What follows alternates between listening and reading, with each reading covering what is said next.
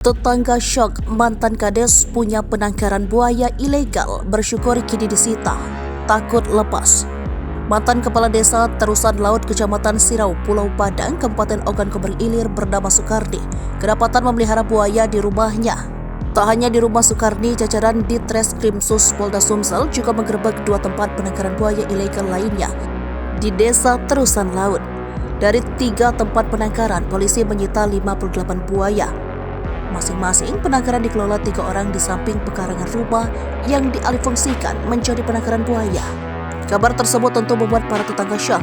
Tetangga di sekitar lokasi penangkaran buaya ilegal di Dusun 2, Desa Terusan Laut, Kecamatan SP Padang, mengaku mereka baru tahu aktivitas di rumah tersangka memelihara buaya setelah 3 pelaku diamankan di Treskrimsus Polda Sumatera Selatan.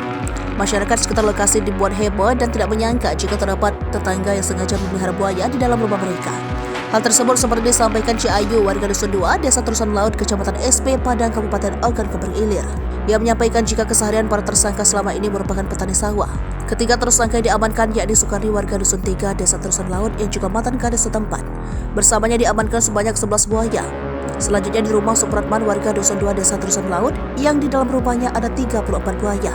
Di lokasi terakhir ada 13 buaya milik almarhum Matsudi yang dititipkan dan dipelihara oleh tersangka Amrun.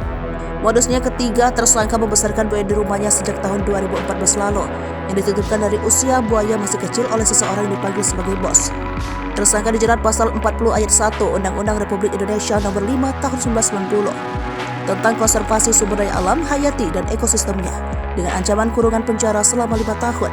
Dari pengakuan tersangka, 11 ekor buaya lainnya dihargai 5.000 per sentimeter ketika panjangnya sudah lebih 1 meter.